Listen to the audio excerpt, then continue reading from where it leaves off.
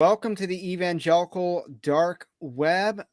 Tonight we are going to get pretty provocative. We're going to be talking about Kanye West. We're going to be talking about Ben Shapiro. And this is not a dichotomy that I'm setting up. However, I don't want to use the word, but Ben Shapiro Christianity and Kanye West Christianity are clashing. So it is an interesting fight, but this is not a dichotomy. I'm not saying you have to be one or the other, and I'm certainly not trying to peddle a third wayism of we need to go down the middle. So that's not what this stream is about. But we are gonna, have some thought-provoking conversation, specifically as it relates to, someone searching for truth. Obviously, Christianity is the way, the truth, and the life, because Jesus is those things. So we're gonna be just discussing some key major issues, and I got Team Evangelical Dark Web here, and Violet is our special guest returning to the Evangelical Dark Web, and who knows who else will join us tonight as well. So how are you doing tonight? Thank you for having me. I'm doing great. It's good to be back. I've been here a couple of times, so yeah, you're becoming a frequent flyer. I know, yes, definitely. I'm gonna get those sky miles. So very thankful for you both joining me on short notice, because I try to plan these things in advance, but when you take a week break, it's tougher to get things back into motion. And I've been having a kitchen remodel, so that is made some 95% of the work is done, and that is great. It's not 95% functional at the moment, but 95% of the work is done. You're doing it yourself? No. No, but I'm not super handy, and home's been built in the 50s, so there's some problems. But anyway, we're gonna celebrate tonight. I got some pumpkin spice beer, and we're just gonna have a little bit of a celebration. Hot tea. I'm a tea drink. But anyway, we're gonna talk about Kanye West. And we're going to talk about Ben Shapiro, and I'm not quite sure where to kick off with that. Do you guys have a preference? And if you're in the live chat, don't forget to like the stream to help boost with those magical YouTube algorithms, and subscribe as well.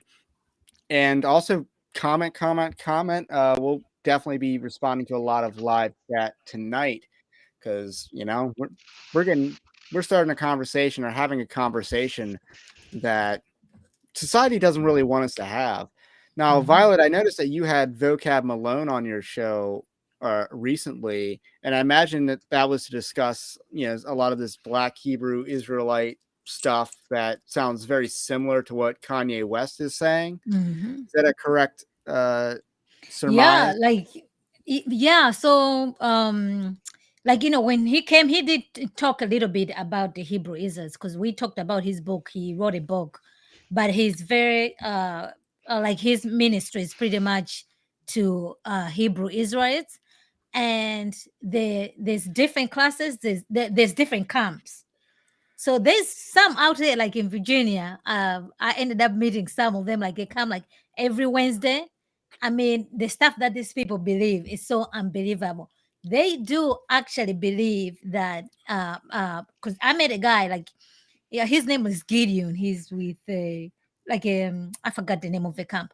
But when I say, oh, with your accent, where are you from? I said, I'm from Africa. He said, oh no, you're not. You are Israel. I'm like, no, I'm not. I'm not a Jew. He says, no, you are, because you're from Africa. I just I said, I know where I'm from. I can tell you where my family is from. So they truly believe that they are the lost tribes of Israel. So that's what they actually believe. Yeah, my first impression was that they weren't the lost tribes; is that they were the real, and they were the real ones, the real tribe the entire time, and it had to do with a very Afrocentric reading of Deuteronomy 28. Yeah, it's just they just impose. That's their key takes. I have spoken to a Black Hebrew Israelite before, and I didn't know what Black Hebrew Israelitism was at the time, but it's like, people believe this?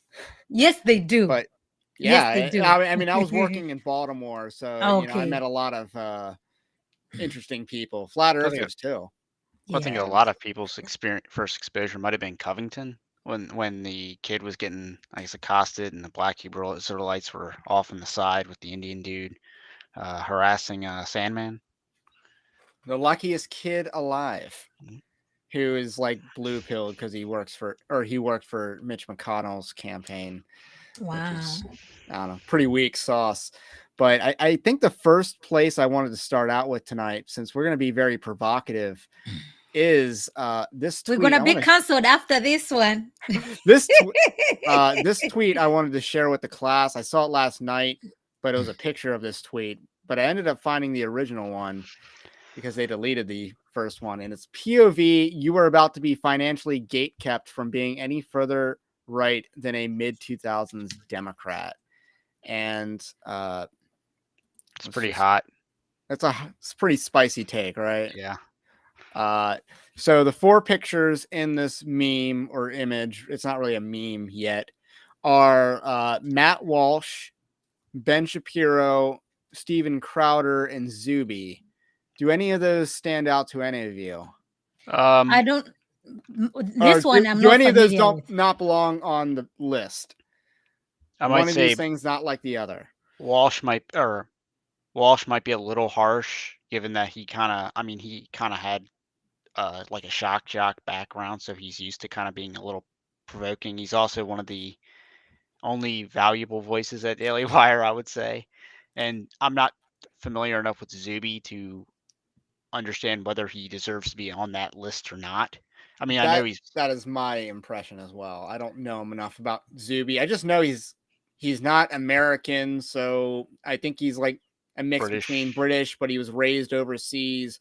So, British conservative is, huge asterisks or quotation marks on that. Like, is just my default base setting is when Mhm. someone is British and claims to be a conservative. I He's mean, I would. Same with Canadian. yeah, but no, Zubi is legit. He is conservative, like you say, but he's legit. I He's mean, I think definitely big outside. Now, like he's getting his large influence here in the US, but like he's a solid guy. He um he doesn't dance around things. He's a straight shooter. I just don't. I also don't think he's large enough to even no, he's warrant. huge. He is. No, Yeah, he's he's huge. big. So the thing about Zuby is I think why he's on this list, not necessarily whether I agree with it or not, but the reason why is largely because he takes a lot of things that people have been saying, profits from that. And one of the things that he supposedly thinks that he invented was pointing out the fact that people have pronouns in their bio and making fun of that as a means to denigrate their opinion or contribution to a conversation, which we all do, right? But I think Zuby kind of acts like he invents that, and I think that's why he's on the list. But again, that's the one I'm least familiar with. And I was also going to say Matt Walsh, I don't think necessarily belongs on this list. I mean, to me, Walsh is kind of like I a think he's little a off step in his above. own. I think he's a step above this list, at least one step above this list. That's just my opinion. Um, and I then mean, Knowles would fit well on there uh, because he's kind of T like says that Zuby wimped out on Kanye, which maybe this has to do with Kanye. I'm not quite sure. Uh, I think Steven Crowder deserves to be on this list.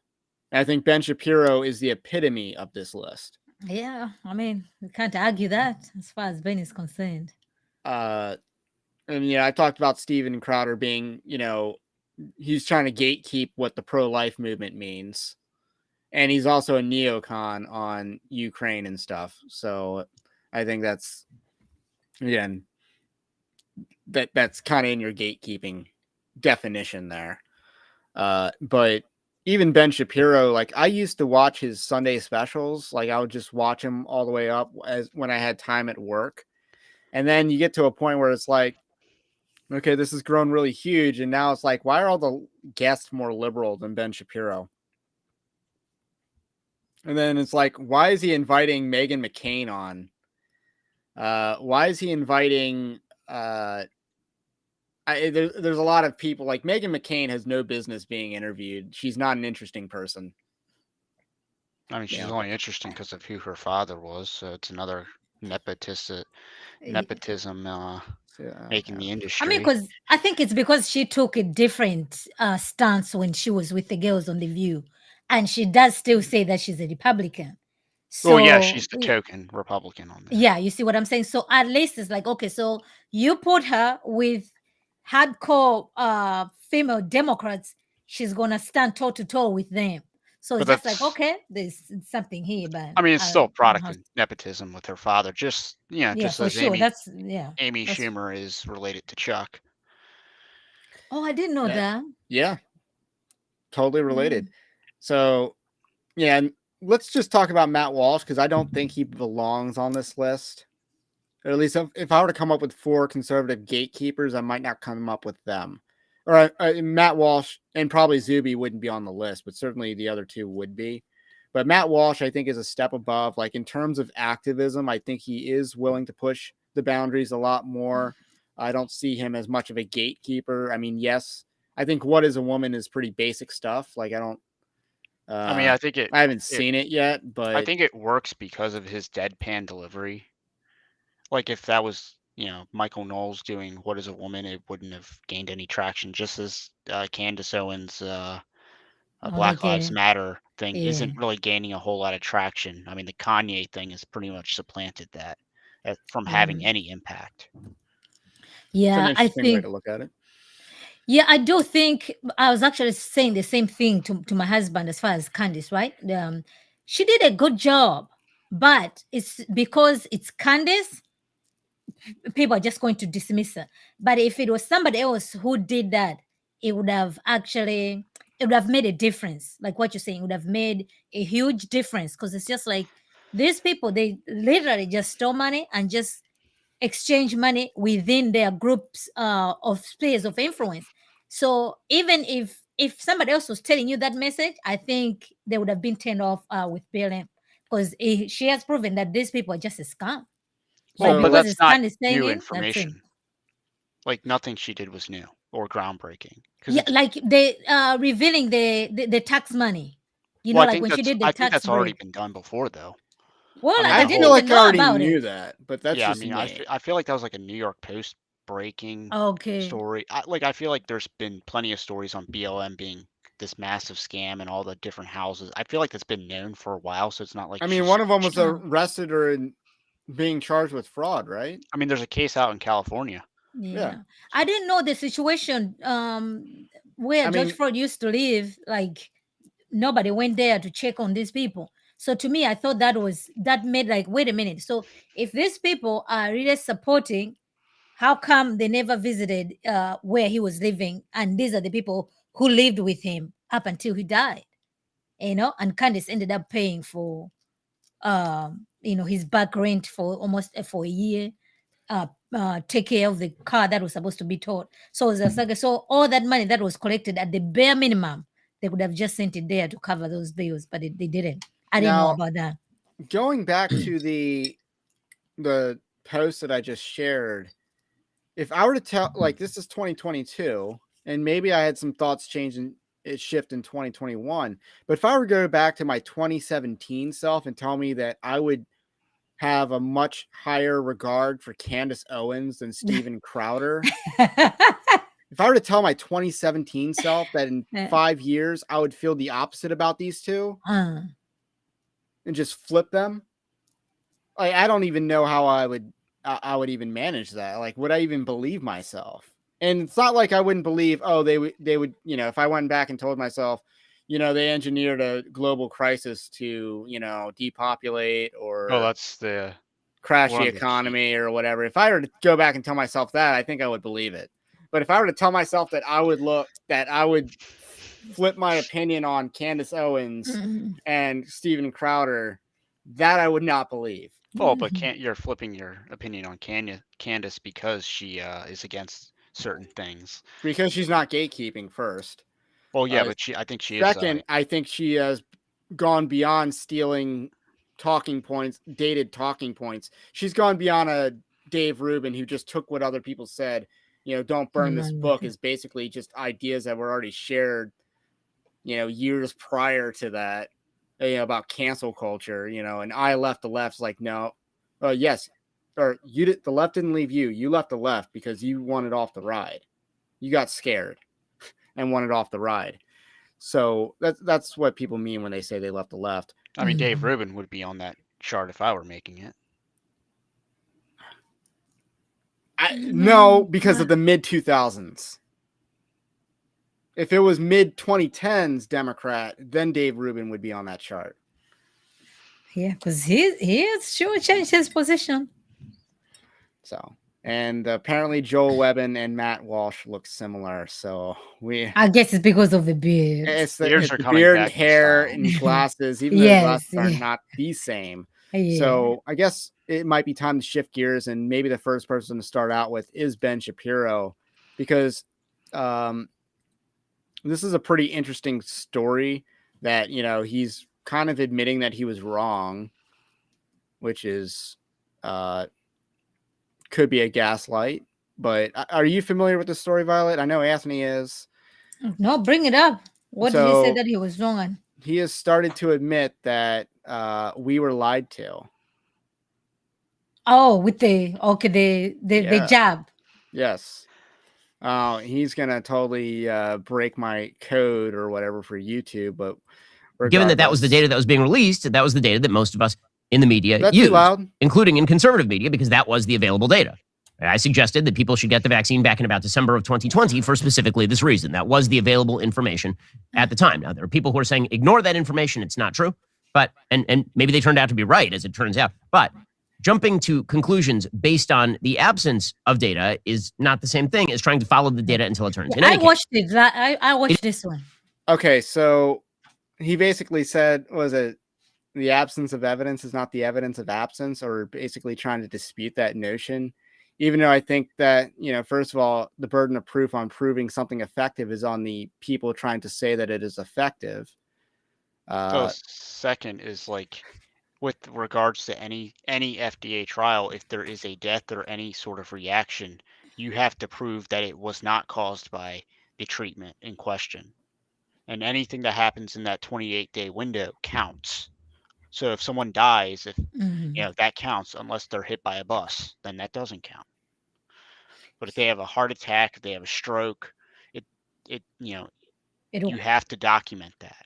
Now, Ben Shapiro is not speaking too fast for me, but if you're in the chat or you want me to drop it to 7.75.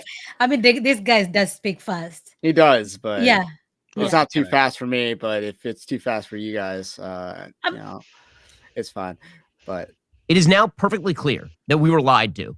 And we were lied to at a very high level from very, very early on by both the vaccine companies in terms of the ability of the vaccine to prevent transmission. And we were also lied to by our politicians who apparently knew better. And they just kept lying.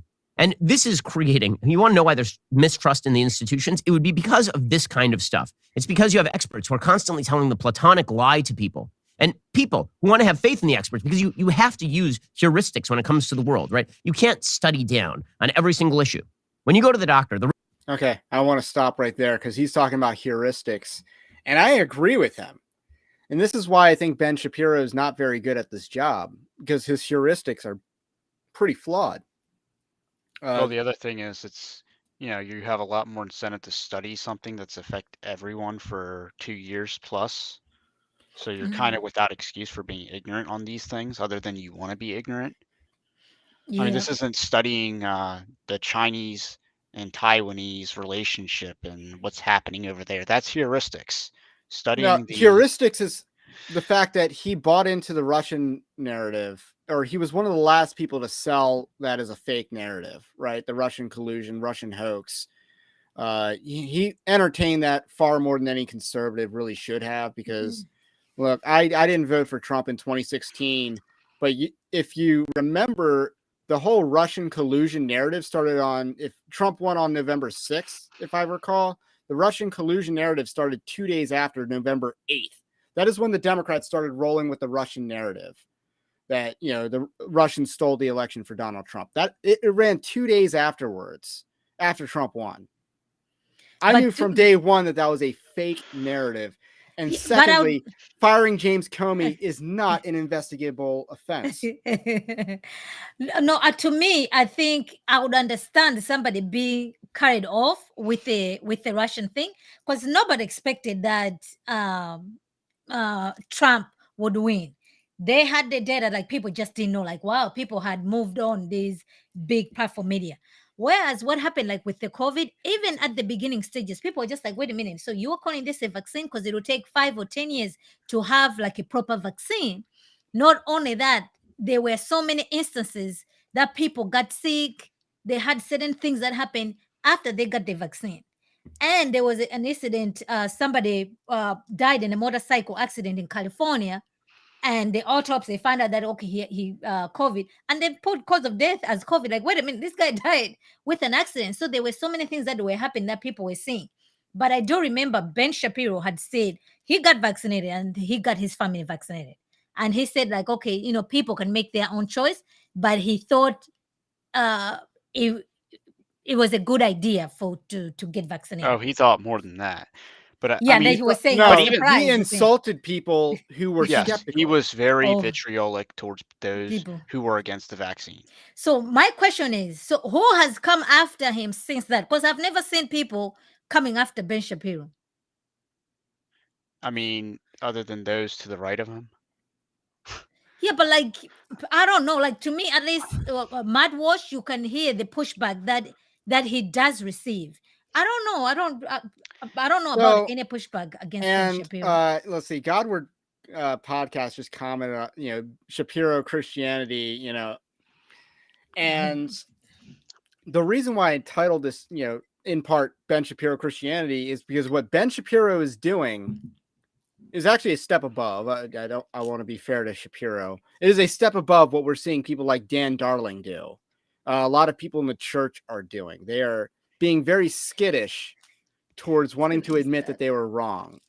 And quite frankly, this is where Ben Shapiro wants to say that he was wrong, but doesn't want to say that he lied. That's what I'm sensing from this. Mm-hmm. Maybe if we play more, it'll change my perspective. But Ben Shapiro is doing what the church, or many people in Big Eve, are doing, just a little bit more ethical. Give him credit. But there is a rising, and this started in the church from what I can tell. And I love when things that start in these little Christian evangelical online circles mainstream themselves into conservative conversation and then national conversation. We saw that with critical race theory. It started out in our circles, and then it got to President Trump, who helped make, and Tucker Carlson, who helped make it a national issue. Yeah. And so is the same thing with COVID accountability. We've been calling for that, and people like William Wolf and Rhett Koppel have been calling for this, and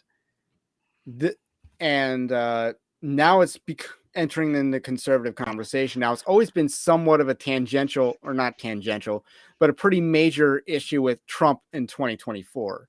Like the COVID thing, COVID accountability has always been the major accountability point there. But in terms of, hey, these figures, the Daily Wire, and let's also throw Matt Walsh under the bus here. This is where he would be a gatekeeper, as referenced in the beginning, is he wrote an article saying, "Shut up, you're not a scientist." And that's a paraphrase, but that's basically an article that he wrote in March of 2020. And yeah, early on, Matt Walsh would have been like, yeah, the federal government can't shut you down, but the state and local can. I think, and strangely enough, I think Jeremy Boring was the one that said that not even the local. And yes, I'm not saying Ben Shapiro is Christian, by the way, if you're in the chat. So I mean, the irony is that Boring was actually like most anti-government lockdown at first, and then he becomes like a vaccine pimp later on. But but Ray, what would be an incentive for Ben Now, Candace Shapiro? Owens was always against the vax. Yes, and I think yes, she was. That's why. Yes, that is true. She's standing out. That's why she's standing out. That's what started my shift of my positive opinion of her now. Oh, what are you saying, Violet? No, I was saying, like, why would you think that Ben Shapiro would lie about COVID? Because he has no, to me, I don't see him benefiting anything versus the Big Eva lying about COVID. Shapiro's Okay. a big. I would grant ignorance to Ben Shapiro before I No, no, grant Well, Shapiro- if ignorance you're to Big passing Eva. off someone else's lies adamantly, you are also lying, are you not? No, No, but if he's lying Shapiro out of is- ignorance, By the, I don't know, is this a commutative property in math? Like where he's lying because, other people are lying to him? yeah, Or because is this maybe the if I'm associative comparing with property? I Big don't know Eva, the math. No, Big but Eva were Shapiro promoting. is Go ahead.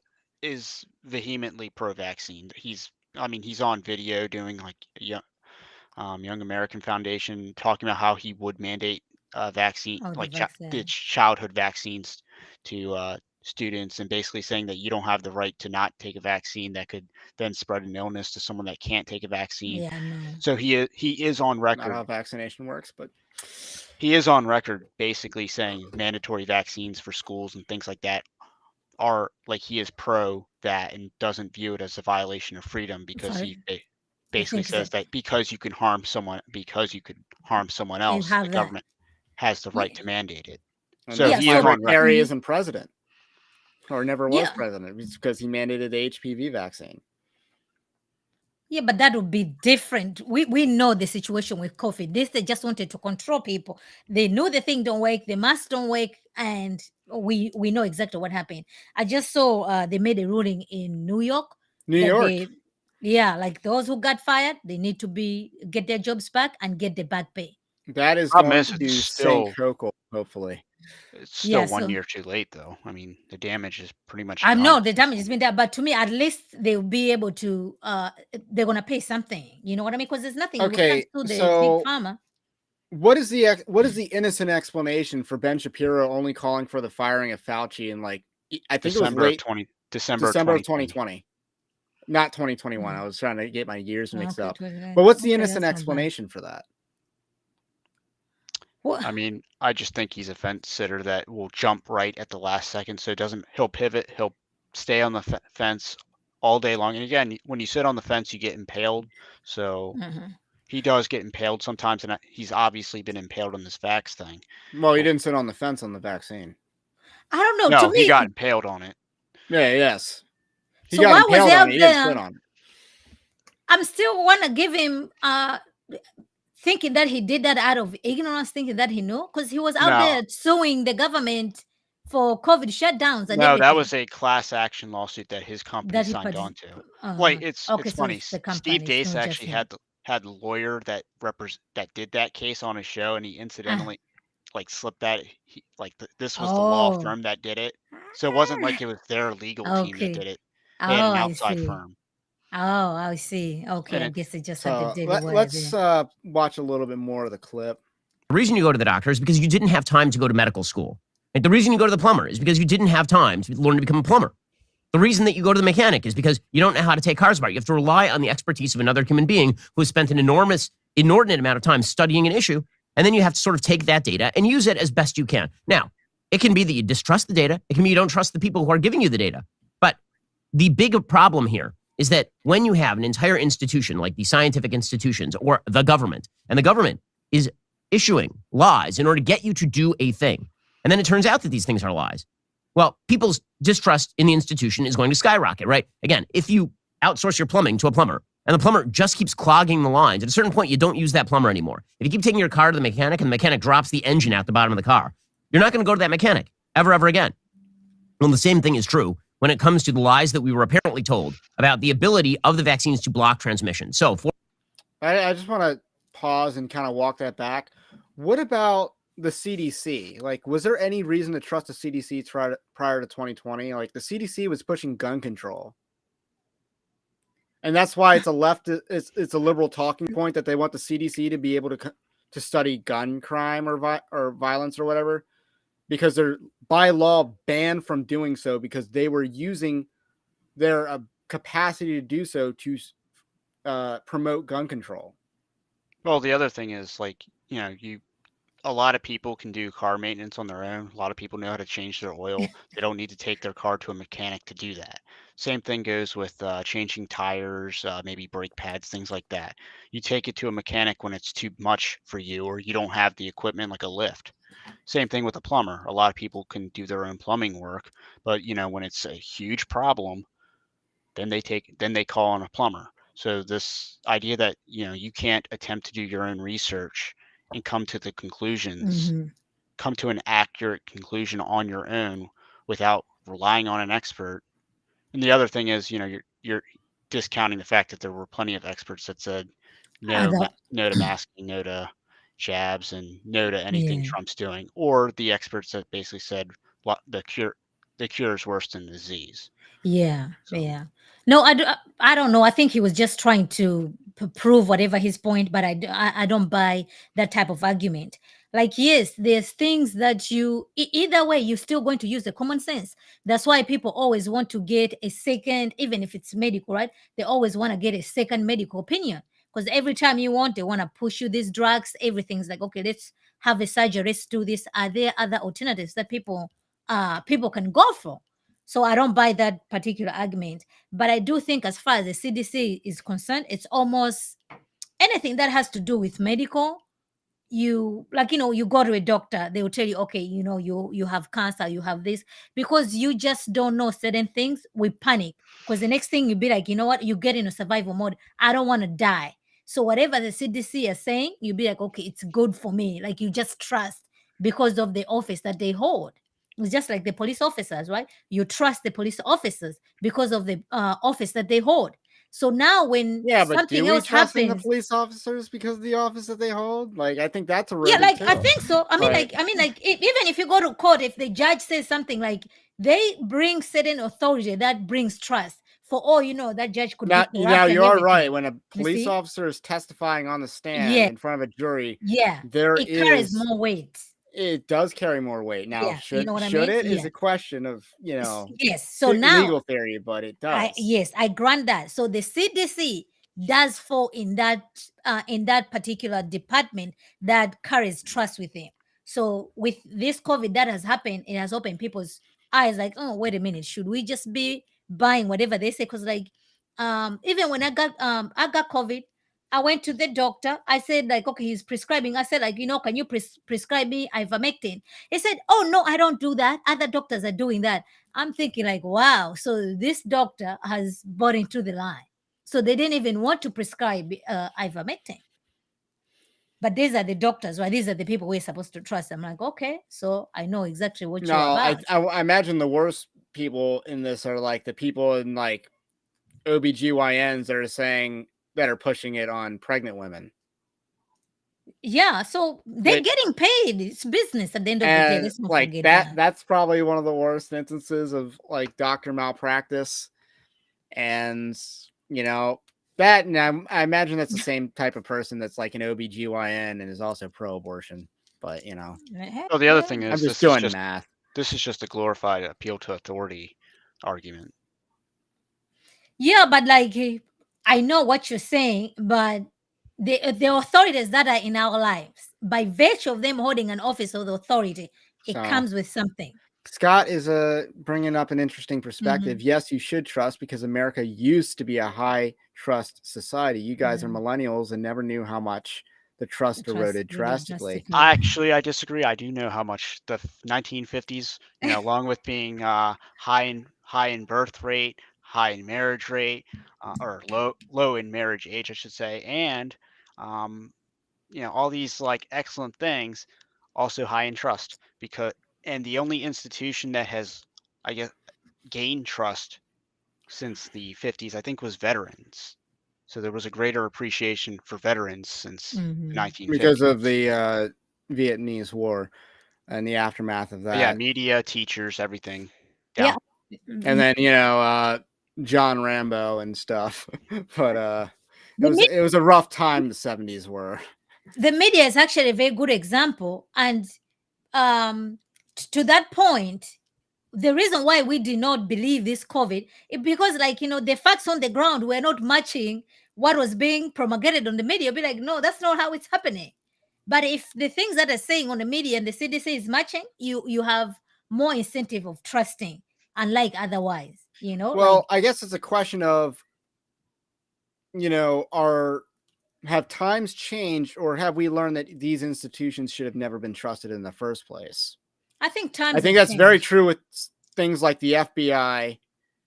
If you look at the history of the FBI, they really should have never been trusted.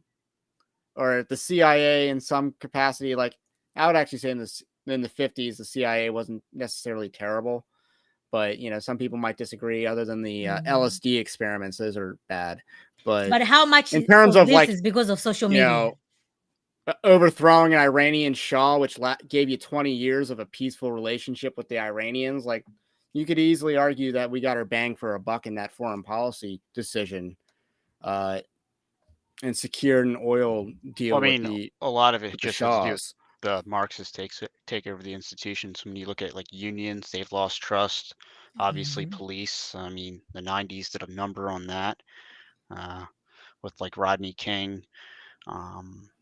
I think police ebbs and flows because, it depends on whether society wants more law enforcement. Like, I think in the 70s, you saw a lot more trust in police because people wanted things done.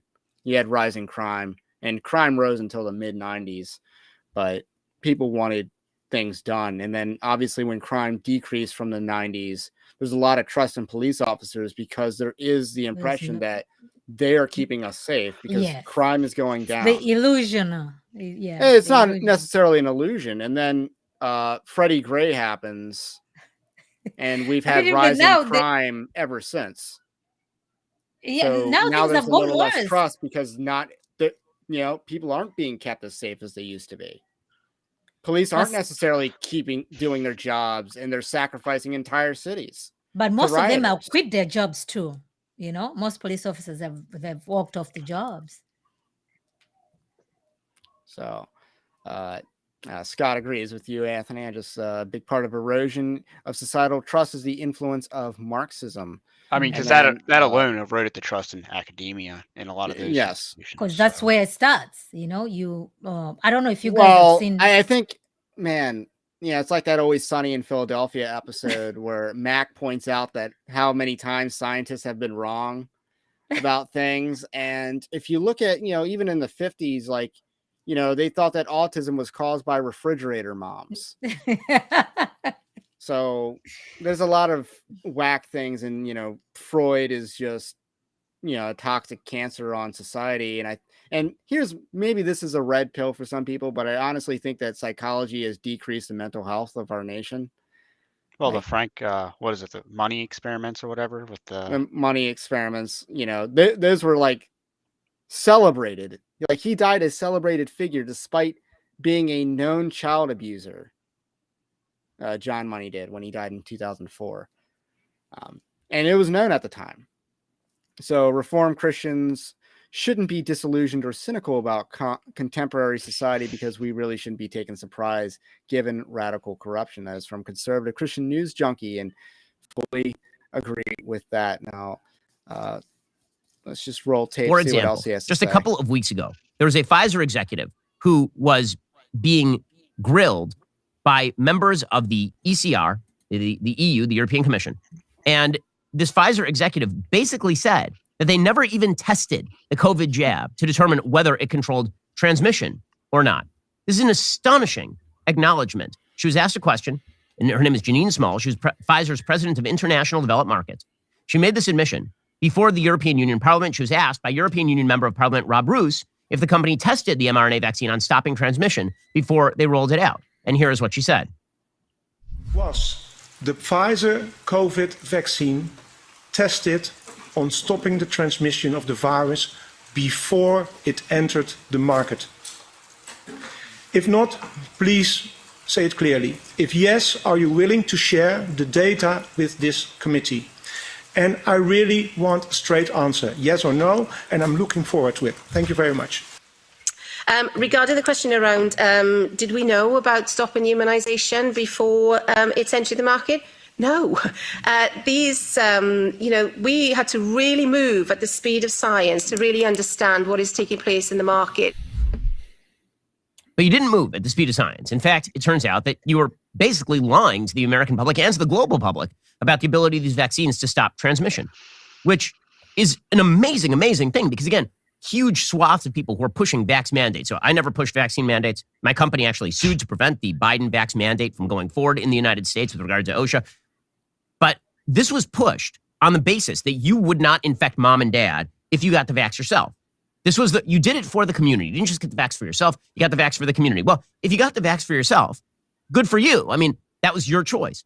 But again, the idea that was promoted, Not so good for you it makes anymore. me really, really angry to be lied to by these people, especially because these people then continue to claim their expertise. They continue to claim that we should believe them on everything. And then they whine that people don't believe the science. You never presented science. Instead, you presented a platonic lie about what exactly was going to happen if people took the vax. It was going to die down. So is that true? Because let's put our memory hat on for a second. Like 18 months ago, we were talking about breakthrough infections. Yeah, I mean, the problem with that whole dude's testimony or that woman's testimony in the European Union is nothing he said was not already known. Oh man, I just laughed at it. Ray, I know it's kind of your thing, but you don't have to play these Shapiro videos at 2x speed. Oh wait, this is normal delivery. Now the only one I played at 2x speed, I believe, was TD Jakes. I played him at 2x speed.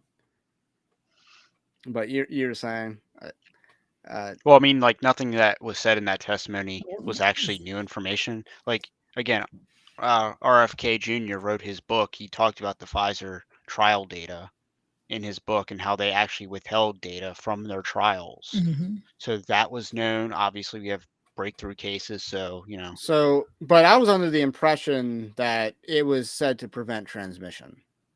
Oh, yeah, of course. It was high. Yeah, I mean, they said if you get the shot, you won't get it. That was the sales pitch from the government. From the beginning one. Yep. And then all these breakthrough infections started happening. Then they did studies on viral load. And it's like, oh, wow, that's a lot of viral load you have. Mhm. And then then the jabs were the super spreaders. Yeah. And it's kind of of like viral you're load. using So that's how it started. And then it rolled into hospitalizations and then death. Yeah. And the data just started falling behind. And now we're getting the nice bullwhip of more death. And keep in mind, all these things would have been known a year ago at this time, as far as even the death part. And they were suppressing the information. That's, like what you're saying, Anthony, but they were suppressing the information. So this time around, it's like now it's coming from the big pharma themselves, admitting like, oh yes, yeah, what you're saying is true. We knew that all along, but that's not what they were saying all along. They were avoiding this. I don't even know if they knew that all along, because they might have been testing if they were during moving periods of times where there wasn't a the way seasonal they were wave. pushing this vaccine, there's no way I would believe that they didn't know. I think it's possible. They were moving at the speed of science. Of course they couldn't have known. Now, and odds are, if they were creating this in a laboratory where they were making, vaccines, because that's international law, you can't do bioweapons. But if you have a matching vaccine program, you can have a bioweapons program. You just, you're making an antidote to a potential pathogen. That's how the loophole works in international law. So all these biolabs that we have in Ukraine and wherever else. Now they're doing it more in America. Like there's a place in Maryland that wants to do it now. Oh, Maryland's had it because of Fort Detrick. No, it's not. I don't think it's Fort Detrick though, but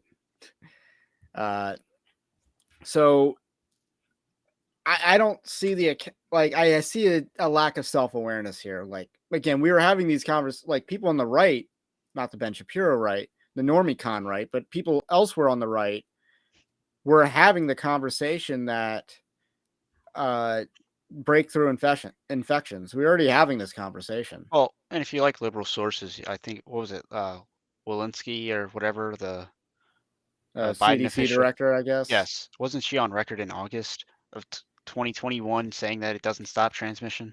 And that's the CDC. So, and that was on like CNN or something. Yes, it was that on was CNN before.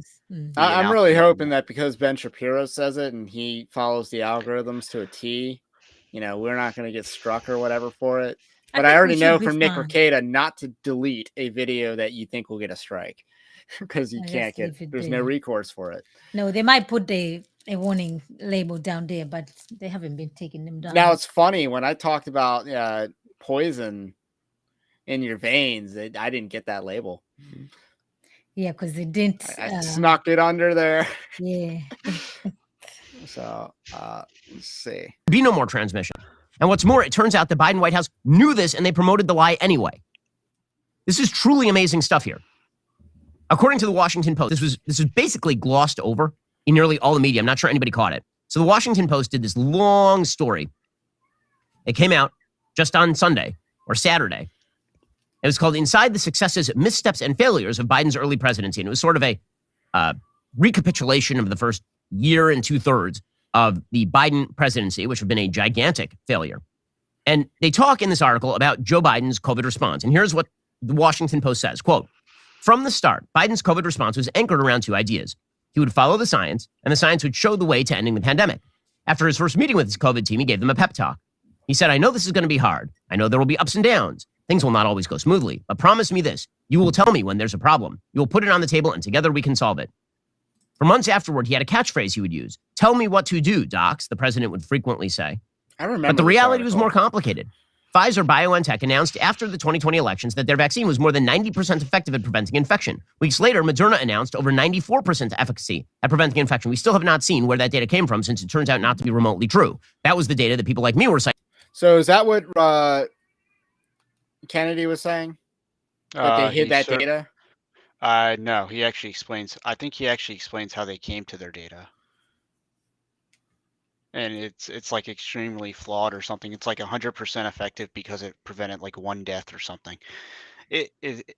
Which it really doesn't, because you have the data that they withheld from their trial. But he does explain in his book that of how they arrived at their number using their data. So this isn't actually true at all, other than the data was a lie. Yeah. So that kind of, I guess, is a nice place to leave off, because I get Ben Shapiro. This isn't repentance that we're seeing. And I'm not sure I would even call this remorse. This is someone saying, I was lied to. It's not my fault. Yeah, I'll grant that.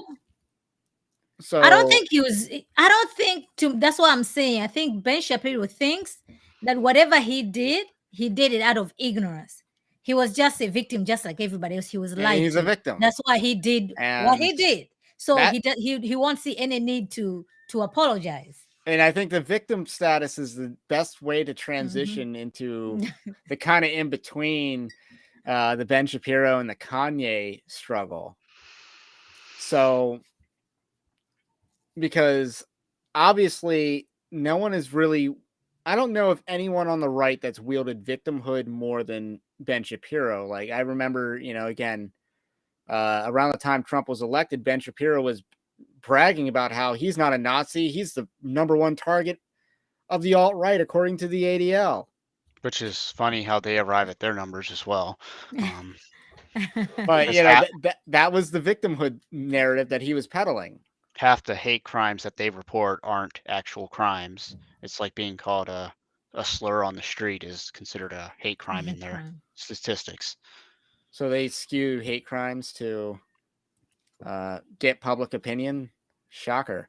So there's an article on Christian Post that I think would be a nice place to start off. It's not related to either Ben Shapiro or Kanye West, but it is definitely related to the topic we are discussing tonight.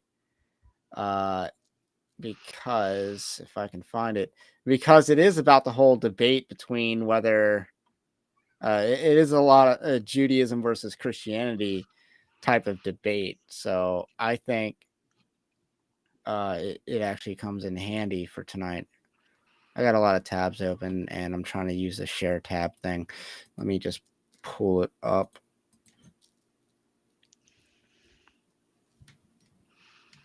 All right. Yeah, here we go. Can't. So this is an article on Christian Post in which someone is claiming that we should not evangelize in the Holy Land.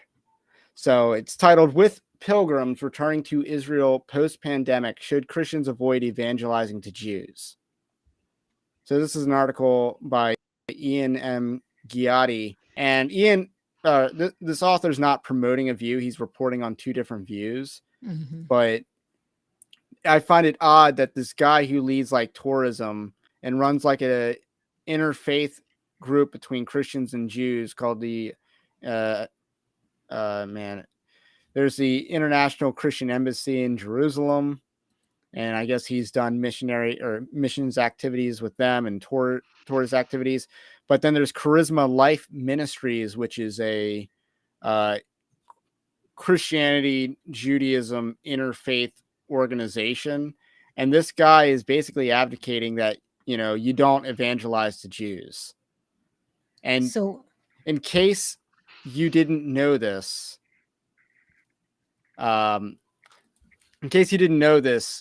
he's Dispy Primo. Like he says something in the article about the end times. Like, and then I don't Scott, know. I don't know if Christian Post has anyone that's not Dispy Primo, but I don't know what William Wolf is. He might be or Samuel Say, or some of the writers are actually pretty good. But he's just more of an opinionist, occasional, I guess. I mean, Michael Brown's their normal go-to. But yeah, I just think this is a pretty cringe take, and it does lead us into the Kanye and Ben Shapiro thing nicely, because Ben Shapiro, I think ultimately the biggest limitation on his ability to discern truth is the fact that he is not even intellectually curious. If I recall him saying it, he's not really intellectually curious about the resurrection issue. He's not intellectually curious about Jesus. And he doesn't believe in Old Testament miracles. So, the idea of a New Testament miracle is not really, germane to him. I didn't know Wouldn't be about the only that. one at Daily Wire that believes that. Heyo. Oh, Andrew Clavin? Is that where you're going with that? Also him. Is there another person that I'm forgetting? Because yeah, does exegesis on the Bible. Jordan Peterson. Okay, I'm not used to him being Daily Wire, but yeah, he's there. He joined the team. So my question is, are they saying? And then Scott says, "I'll go more hardcore than that. American Christians should not evangelize in any foreign land. We should only be trying to renew faith in big American cities." I don't necessarily agree with that, but that is further. What were you going to say? Because I had a point. No, I was going to say that. Are they saying not to evangelize Jewish people because they are already in the kingdom? They are already saved. They don't need to be evangelized, or evangelizing to them is kind of like offensive? I think it's the title of the article talks about. Okay, maybe it's not the title. Sorry, it's the permalink of the article uses the word offensive. Okay. The permalink of the article is, should Christians in Israel avoid offensive evangelism of Jews, which is slightly different than the title of the article. So I'm going to go with the offensive because of the permalink. But there is a point where he says that when I go to Israel or with my Jewish friends in Columbus, referring to Columbus, Ohio, missionizing is off the table. I do not do that. I do not believe that's God's will for my life to do that. And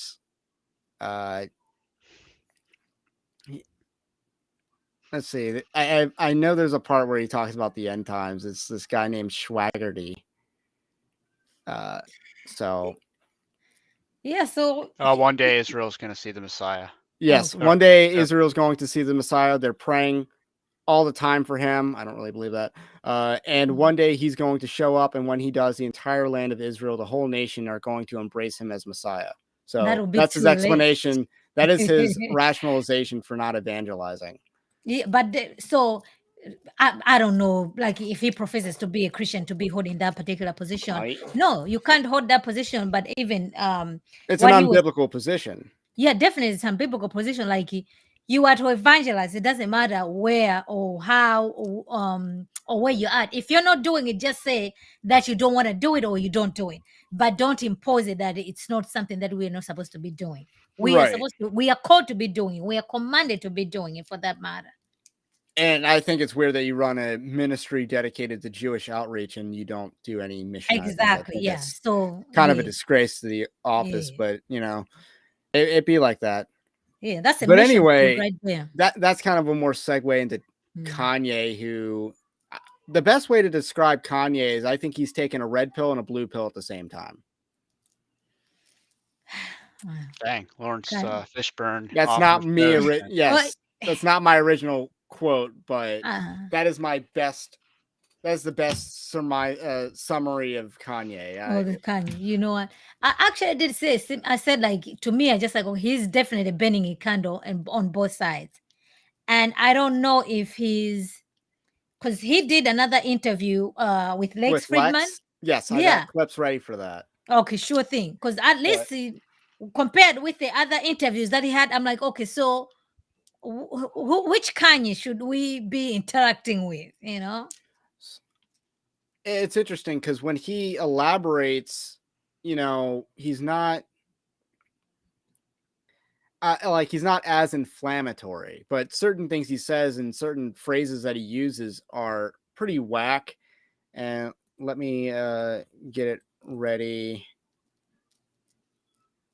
because I want to say it's probably back here. So you have a clip on him discussing the Holocaust. And let's actually start with that because I think that's probably one of the more based clips, but it's just interesting.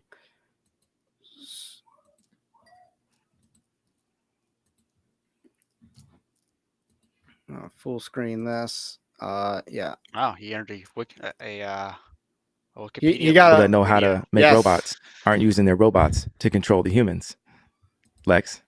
Definitely something you have to be concerned about as we become more technologically savvy. That, my friend, is why engineering isn't everything. That you have to desperately study the lessons of history. In Nazi Germany, science was used to create atrocities. Specifically Darwinism. Engineering, the same. Engineering could be a tool of war. We're still in the Holocaust. A Jewish friend of mine said, go visit the Holocaust Museum. And my response was, let's visit our Holocaust Museum, Planned Parenthood. With all due respect, I grew up in the Soviet Union. I'm Jewish. Parts of my family perished in the Holocaust of Nazi Germany. I have to push back that there is a difference of the atrocities at that scale, at that time, on an entire people. I was going to say the number, that's the difference. It's not the number. Because 6 million, well, also, African Americans are actually Jew also, the lost tribe of Israel. Push back on that too. Okay, so well, everyone came from Africa.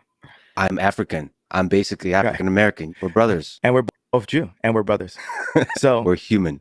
6 million people died in the Holocaust. Over 20 million have died by the hands of abortion. And the media promotes the My Body, My Choice, which is actually still a promotion for Planned Parenthood. 50% of Black deaths a year is actually abortion. It's not the cop with the knee. It's not Black on Black violence and gang violence. It's not heart attacks. It's actually abortion. The most dangerous place for a Black person in America is in their mother's stomach. So what do you think about Holocaust abortion comparisons in I mean, general? let's be real. I mean, I wrote in the article on Christian Post, platforming ADL arguments is that the Holocaust was not even the worst event that happened in the years 1938 to 1945, because the Japanese were far worse on the Chinese than the Germans were on the Jews. And the death toll is not even close. And then you have, of course, the Russians. Of course, Stalin after the Stalin, war. I think, holds the record, right? And then Mao is number 2. Mm-hmm. You could argue Pol Pot in terms of population percentage, because he killed close to 25% of the Cambodian population. It doesn't amount to 6 million, but it was the higher percentage. But yeah, so I guess maybe I've heard this argument before. I understand what people are saying, but to me, I think you are mixing categories. It's almost like as they say, like I wasn't mixing categories. I was asking, how do you feel about the comparison? Yes, no, I agree. Kanye would be mixing categories. Yes, because I don't think so I disagree with Kanye, but I agree with Lex Friedman. So the only thing that you have the difference, okay, fine, you have the difference in numbers and you have the similarities that it all caused death. but those are different. Just because you have a higher number, less number, or similarity, and that doesn't mean it's equal the same thing. So in terms of like, okay, yes, it's because that took a toll on the Jewish population. Now the abortion is taking a toll on Black population. Okay, you can have that, but it's just like, okay, these people are willingly offering up their own children. The Jewish people were not willingly offering up their children, right? This was something that fell upon them. That's not what they were. So They an were not paying to do that. so there's an agency aspect that Yes, Kanye's not exactly. Yeah, considering. because it's Right. like, yeah. Now, intentionally, you could argue that, from Margaret Sanger's own sentiments, that this is very similar from an intentional standpoint. But Margaret Sanger did not have the sword of government to enforce her views. But we have the government now that's That is the enforcing. difference, I think. But even still, Ray, right now, right, that these women are not being charged with murder because they're murdering their babies. You wouldn't charge a Jew like for murder. No, 'cause they were the ones that no, were getting and killed. that is the difference. That's Yeah. where the comparison does fall Mm. short. Mhm. But yeah, Or but Lex Friedman's also and even if he's go ahead. also trying to Holocaust, and then he's saying he grew up in the Soviet Union. So it's just Yeah. like Soviet Union was still worse than Nazi Germany. They killed far more people. So again, if you're Yeah, but comparing and about the that numbers. of course depends on who do you want to blame for the atrocities committed by the Bolsheviks. But I mean, there's this gatekeeping aspect of nothing is worse than the Holocaust, even if the death counts are higher. Yes, that's true. That's true. I agree with you. With your point. Well, this is the problem of public education. What is the only 20th century event taught in every American public school is the Holocaust. And his you learn point- about the Holocaust not just in history class, but also literature. But his point on Mhm. engineering, like the Nazis were unique in how they engineered death, probably hyperbole, given that World War I was like, okay, let's do nerve gas horses, cavalry, sniper rifles, and just have every Mm. type of technology available and just mismatch I mean, it. the But Nazis were unique for that time period in that Yeah, sense. given The their time Japanese were pretty period. primitive. I mean, But now, now we have Wuhan labs. Yeah, and yeah. I think the Japanese were also experimental in their treatments. And then, of course, you have after the war. And I mean, Pedro makes a good point here. To be fair, there's the amount of people Hitler wanted to kill is much higher than how many he was allowed to kill, or I guess able is probably the most precise word. Because as the war was wrapping up, they were trying to speed up the process. And yeah, but is there a dictator that wouldn't apply to as far as the enemies go? I mean, Stalin with another purge. Obviously, the Chinese. Stalin wanted to do another purge, I think. And that's the problem with the 20th century is we don't know how many people necessarily died in a lot of these genocides because the numbers are estimates at this point. Because when you got tens of millions, 100,000 people here could get lost in the stats, and you just never know because it was just systemic. Because I mean, if America didn't drop a bunch of bombs on Japan, or basically decided to sign a deal with them, then then they would have kept on killing people into East Asia. So it's not like. But here's where I think Kanye maybe gets a little bit more, or not more credit, but maybe he's more right in his comparison than we even know, because we have this thing called democracy where, the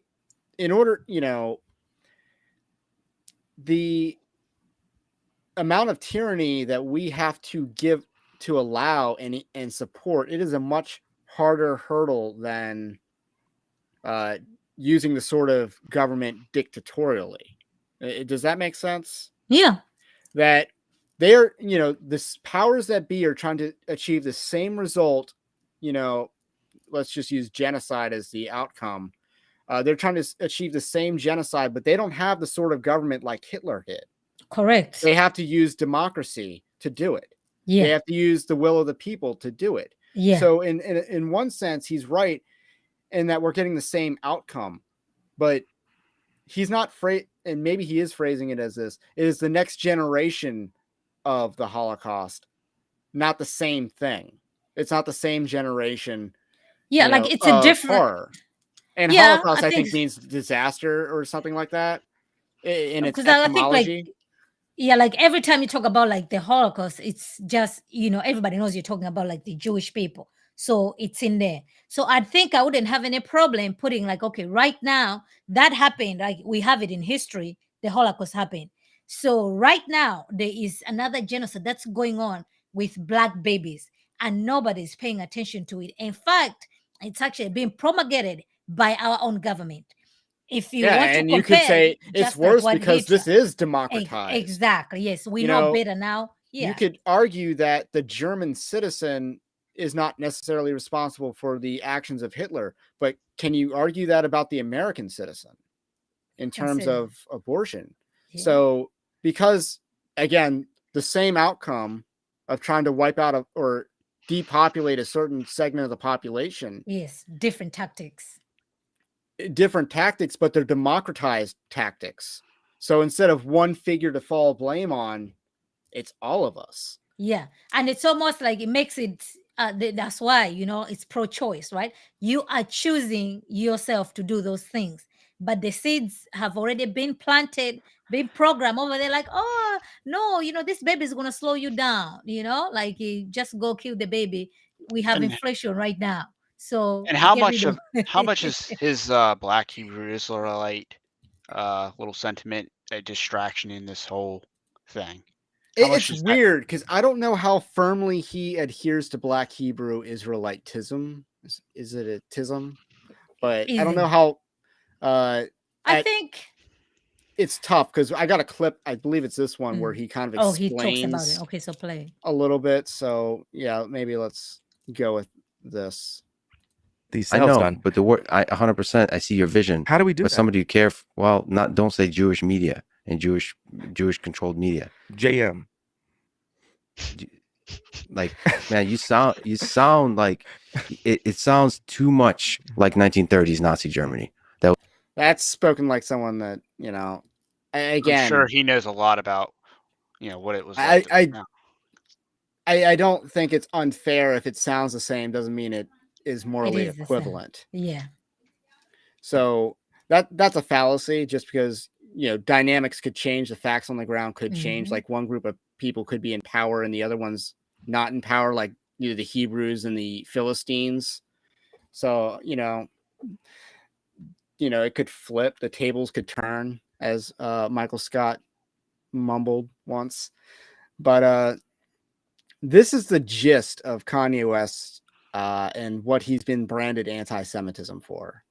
Yeah, actually, two things really. One is the Black Hebrew Israelite type of ideology he's peddling or saying. And the second one is the Jews control the media statement. Word on the street is like it's actually true. For. It says like 50% of Hollywood there is owned by. I mean, Jewish I'm unconvinced that Andy Samberg would have a job if he weren't Jewish. I'm unconvinced. I don't think he's funny, but he knows Adam Sandler, and that's it. But the other one is Whoopi Goldberg changed her name to sound more Jewish to get more roles. I didn't know that. Yes, her name's not Whoopi Goldberg. Now, you can don't hate the player, hate the game, because, you know, would she have landed Guinan if her last name wasn't Goldberg? I don't know the answer to that because I don't have, I'm not God. God maybe knows the answer to that, but I don't know the answer to that. But if she's right, if her impression was right, then what does that say about the current situation and, who controls the media? And, we could even break down what controls the media means, like outsized influence, or in this case, Kanye West is definitely proven this is the one group you're not allowed to, if this is the one group you're not allowed to offend, you're not allowed to criticize.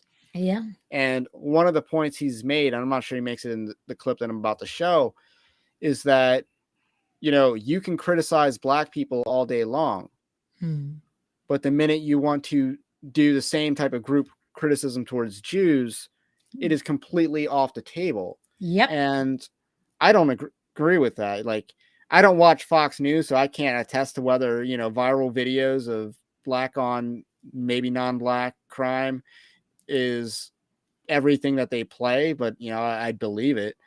But Well, to be fair, there's a fair number of liberals that'll say, you know, saying 60% of homicides, known homicides, are committed by black people. but But you know, 13%, the idea that 60%.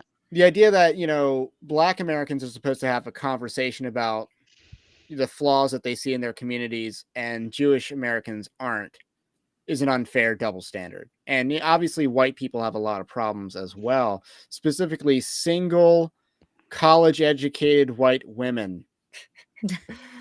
But I think you it's see my last video on the Beth Moore thing.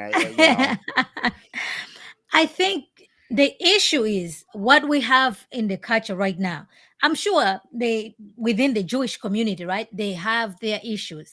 But comparing to what we have right now, you don't see that. You're like the things that I seen, the things that you're aware about is coming from a black community than it is coming from a Jewish community. So now just like, okay, so why are we attacking a Jewish community? Just like there's no audience for that. But like when you attack the black community, because they'll be like, okay, look at the music, like what he was talking about, right? Just like, yeah, like, okay, so tell me which one is a Jewish music that's talking about should this person, women Sammy getting Davis naked. It's Jr. not there. Where does he fall? I don't even know him, you know? I don't know him either. I just Well, know to address Right. the comment, a diversity double whammy. Yeah, let me read the comment first. And I'll let you respond. I think people confuse a lot around. People confuse the outside's influence relative to population size with Jews control the media. It does sound awful. So yeah, this is basically a statement that the messaging is poorly packaged, but the argument behind the sentiment behind the I mean, there's no message doubt is reasonable. Kanye's inarticulate, and that's putting it mildly. And well, wait till you see how he describes Jews. The problem is anytime you try to insinuate that 2% controls X amount of the media, and again, it goes back to 13% committing 60% of homicides, and that's just the known homicides, so the number's probably a little higher. You can do that, but the second you say 2% controls X, that's anti-Semitic. No matter how you package, that is true. That is true. Word it as delicately as you could possibly do it. Yeah. But I mean, it goes back to saying George Soros. That's anti-Semitic. Dropping his name. Yes. If you say George Soros, yes, you do get branded that. Yes. I mean, so I think even though he's functionally atheist, to my knowledge. Yeah. So you know, they are the protected status of the society. So there's certain things you just can't say. When you say, that's exactly what happens. I mean, if you say that 40% of the top 50 billionaires that donated in 2016 were Jewish in background, and that goes on both, and they fall on both sides, that's anti-Semitic, right? Even though it's true. I mean, we can name them. I mean, on the right, you would have had Sheldon Adelson, who's dead. Possibly, you might have had Carl Icahn, who backed Trump in 2016. On the left, you would have Zuckerberg, Soros. But obviously, so does that mean that we've just come to a point whereby anything that's said towards the Jewish community equals anti-Semitism? Like right now, right? It's just white supremacists. We've always been at that. I would say we've always been at that point. Pedro says that as someone who came out of the Jewish community, social justice has replaced the Messiah for the reform. They believe that they need to bring heaven to earth through social change. And, you know, you also hear this in Dennis Prager, who I don't really think has a soteriology that is really meaningful. He's not a Christian. Well, I know, but he's a Jew.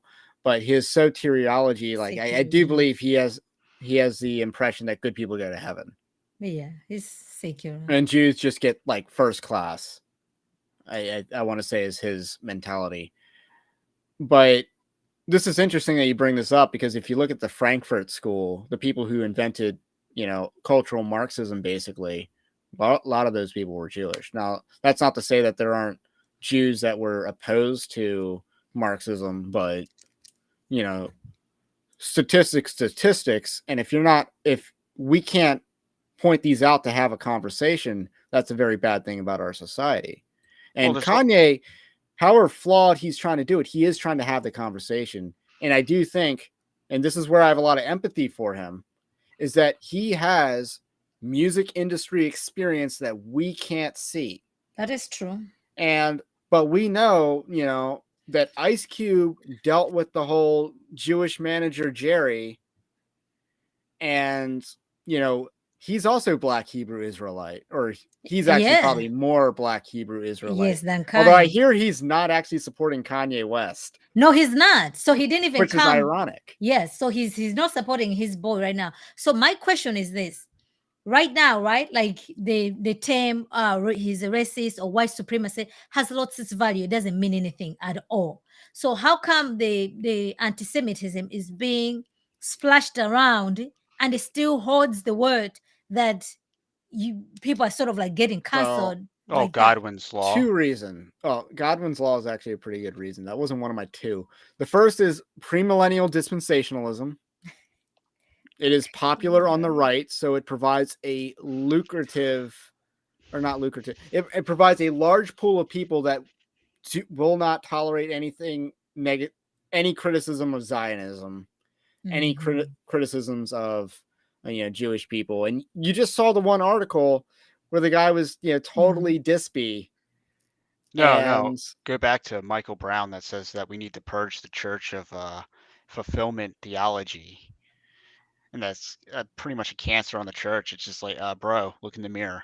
But Michael Brown has supported many cancers in the church. But you have that for starters.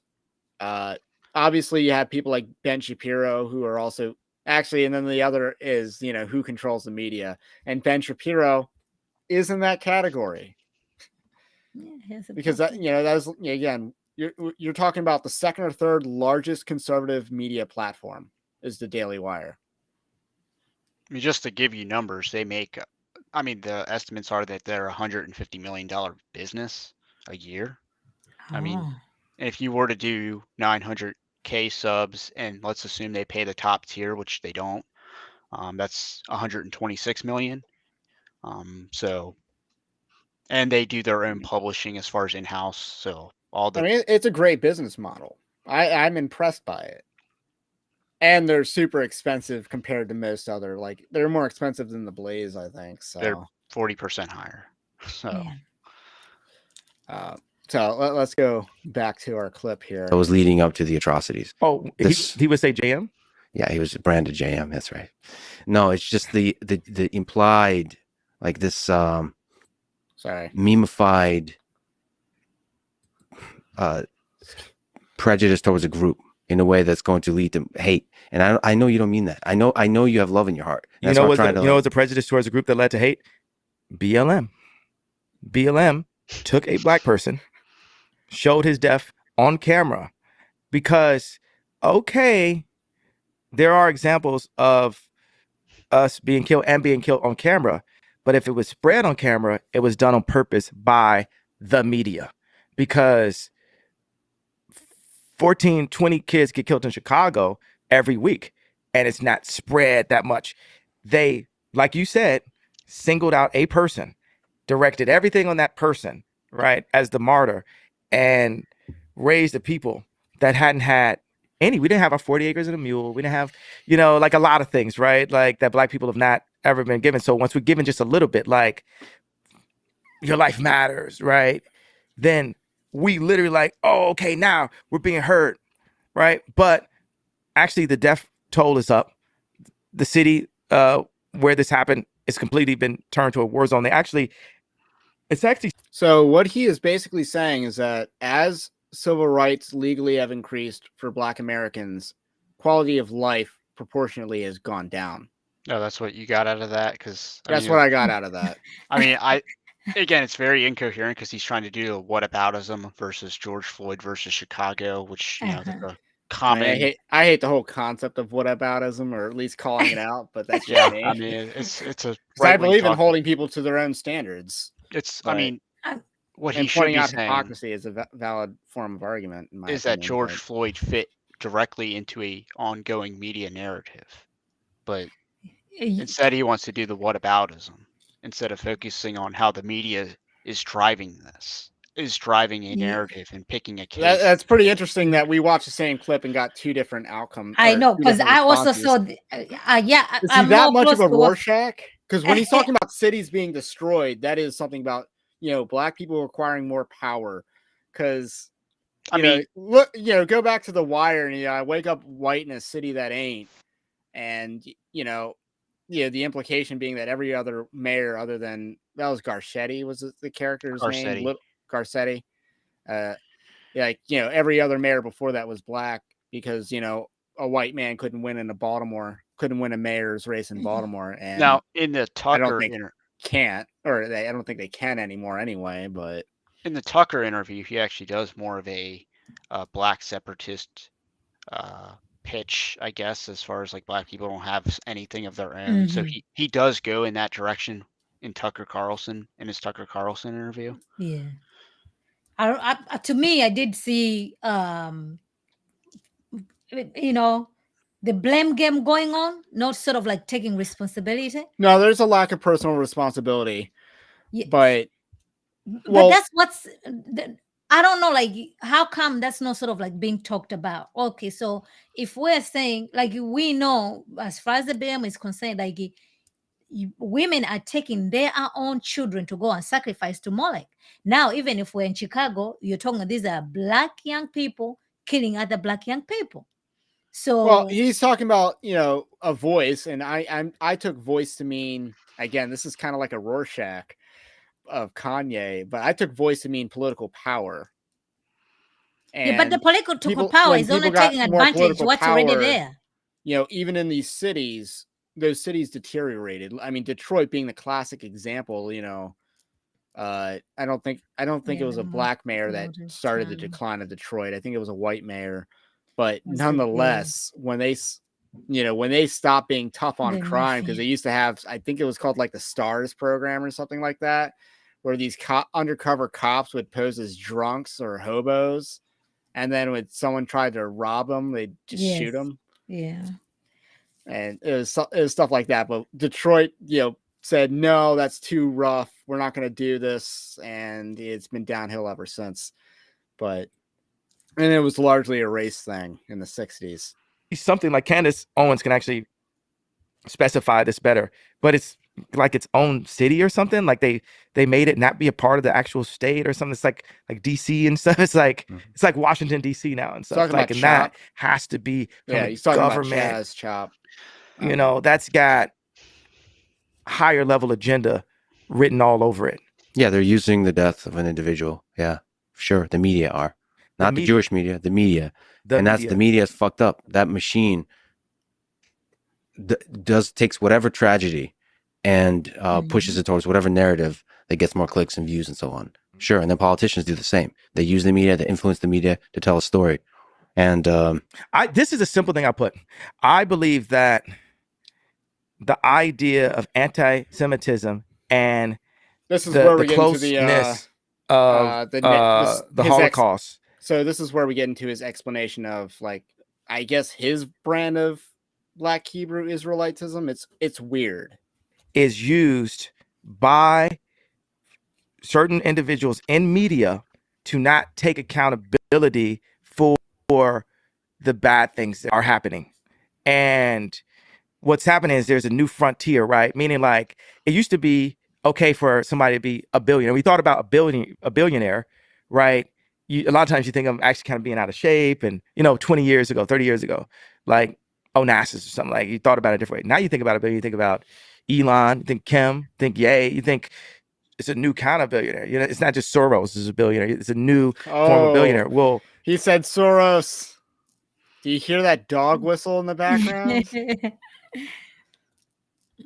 Right now, what I'm calling for the industry is I'm calling the industry out and saying, like, hey, it just so happens that there's been times where I had my lawyer was Jewish, my regulator was Jewish, but like 8 people that basically would collude and talk without me were in groups saying, okay, this is what the tour is going to be. This is his next house. And they're making all these decisions and they're making all this money. And at the end, I was like, I ended my tour and I don't have the money. And it just so happens that that's the case, that what they were. But what I'm saying is, if everyone can say, hey, you can't point out this fact, or we're going to say you're anti-Semitic and we're going to call you Hitler, I feel that there has to be at least 1% of safeguarding the ability to screw the artist based on saying it's anti-Semitic by pointing out that they just so happen to all be Jewish. And I don't think that's anti-Semitism. I just think that's, hey, this is another thing. Like, okay, the Kardashians, when you hear that, do you think male or do you think female? Female. You think female. You get what I'm saying? You think this is the realities. This is why rap works, right? They're going to make an anti-women thing in a second, right? And it's going to say, well, if you point out that these 6 women are having a meeting on where the Christmas party is, and none of the ball players or rappers that they have babies with have any say-so that Christmas happened at Courtney's house all 8 years when I was there, and it never happened at anyone else's black family house, right? Oh, wow. If I'm the one that pointed it out, they just don't have, they don't have their, oh, you're anti-Semitic word to say, shut the fuck up. Yeah, but because this is the way it runs and this is the way we want to do it. if you say that that women are silencing the black voice, yes, you're gonna get the same response. But especially if it historically But what resonates. about the fact that it's true? Can we pause on when that? you talk in group? Okay. So this Really? again Really? goes back to the idea that you can criticize one group but not the other, and Really, it's very if gay. you say that women are harming the black voice, you're gonna get pushback. Have you ever heard of the term "white women tears"? I mean, literally, Emmett Till died because of white women tears. I know. This I idea, know. Well, is he more actually? Kim Kardashian's Armenian, which makes her completely white because of the history of Armenia is it's also European and Christendom, also Caucasus. and Right. yeah, Caucasus. So literally, where the word Caucasian derives from, Mhm. and we can also talk about how it was briefly, I think it was resurrected as a Crusader state or something like that. But a But lot of just the history. notion that the Jew question and the women question are even like equivocable is entirely asinine. Yeah. Wait, for Kanye or for him? For Lex to even bring that up and kind of say, Right. I mean, I I didn't. think you meant unequivocable, but Yeah, but I mean, Kanye's kind of like talking first world problems that Yes. I don't Yes. think anyone I know. understands. that was hilarious because of like the amount of first world problem going I- on there, where he's I know. like, So this is where the problem that Kanye is going to face. People are not going to take him serious. If you keep it to the real things that are happening, people are going to give you sense. Because if you're going to compare that Christmas did not happen at I don't know, I don't follow the Kardashians. One of the black, I don't know, Travis Scott's house, it happened at Courtney because Courtney is white, and then that's why it happened at that house. I mean, that's to because me, I'm women just like- plan Christmas. Doesn't it work the same way in your family? I mean, it's besides the point. To me, like Works that how way do in you, mine.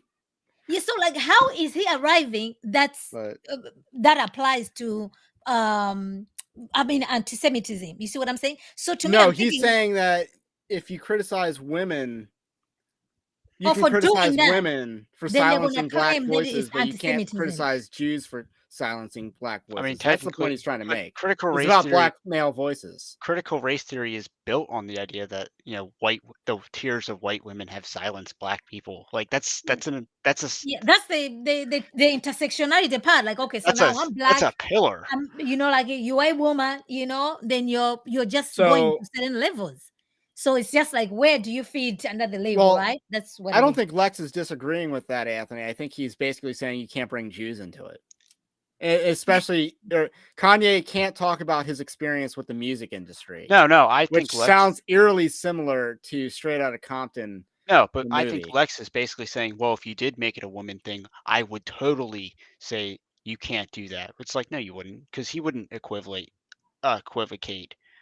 women with anti-Semitism or sexism with anti-Semitism. He wouldn't do that. Yeah. So He's just trying to say he would to That sound breeds like he's hate. for equality. When you talk about individuals, it solves problems. And this- You're in engineering. Okay, but this is something I pointed out on Pierce. I said, if a black person gets pulled over with a car and it's 3 other people in the car, they're also going to jail. They're not going to single them out. They're going to say you guys are all in collusion. I just described collusion 5 times in this interview.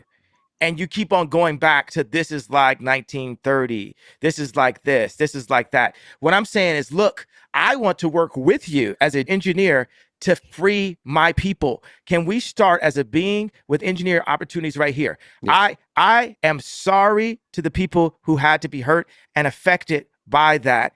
Now we are here and I'm looking to solve it. But what happens is every time if I talk to any of these business people one by one, because mind you, I didn't get to the tweet by not having a conversation. I had the conversations beforehand before I got to the tweet. Now we're going to take it to the stage. Now we're on the world stage, right? And you saw Ari Emanuel do exactly the kind of thing that I was saying had been done behind closed doors. Now he's doing it in open doors. They told Candace Owens I couldn't be on the Daily Wire. Like, you can't even explain yourself. And we don't care how you got to that point either. And that's fucked up. They told Candace you can't be on Daily It's not Wire. even about, yes, she did. That's what they said. And you know what? And you can have my voice raised or lower. I'm going to do it lower, right? Because what's happening to me by, I put in your words, the media is saying, not only can you not explain yourself, we don't care how you got to that point. You need to apologize and you can't explain. And that's the end of the story. So just apologize so we can have Mel Gibson do some more films. Is exactly what Ari Emanuel was saying. No one is. So what do you think about that? I mean, I totally off believe on that one first. I totally believe Shapiro would make that move, and that's Because he didn't go. Ben Shapiro didn't even go to the premiere of. I think he was in Israel, which BLM. But they know they've been working on this issue. They knew that it was coming. He didn't miss what is the woman, but he didn't go. And Matt Walsh was in Texas when Candice had, but the other guys also didn't go. So she didn't have. I believe the premiere was in Delaware support. Nashville. Yeah, Delaware is in Nashville. Yeah. So like, they know this thing was coming. It's not like, okay, it just happened like last minute. So those are the things like, you plan, okay, this is coming, we're going to be there and everything. well, But they were nowhere to be found. especially since her company or their company wanted to make a big event of it and do like a Exactly. red carpet thing. Yes, So exactly. yeah, you would. Yeah. So I mean, that's why there are rumors that there are tensions at Daily Wire. I don't around think she'll Candace Owens. survive. I don't I think. mean, she's under I don't- contract, so I don't know why she should just violate her contract or not violate. Well, I guess be She insubordinate. needs to be like she's got a Saul contract. Goodman. She needs to be like Jimmy McGill, Saul Goodman, and just start not flushing the toilet at the office, and so they have to fire her Or force without them. cause. So she gets I whatever mean- Sevies and Bennies come with being I'm terminated sure without she cause. could do a thing with Kanye and just if Yes, they that can rocks start the their boat. own. So And- now here's the thing that Kanye, to me, because right now the society does not make a distinction like, okay, we have Irish, Latino, and everything. They're all grouped one as white, right? So why can't he just go like, okay, here I'm a black man. All these white companies are canceling me. That would be a good message that he can bring forth. Because it will make sense like, yeah, they canceled me because I'm black because I was saying these things. But right now he has zero support. Nobody's coming to his rescue. Even his fellow black folks, they're not standing with him. So to me, it's just like, okay, so if we're believing that it's this issue that, okay, these, the Jewish people are doing these things. So how come these people are not standing with Kanye, these successful people, his peers? They are not standing with him. Why? I mean, besides blacks being historically liberal and Kanye kind of having already broken that mold. I mean, Kanye's made a lot of enemies. Along the way. I mean, it's kind of like when you try to stake out on your own, you just figure out quickly how many people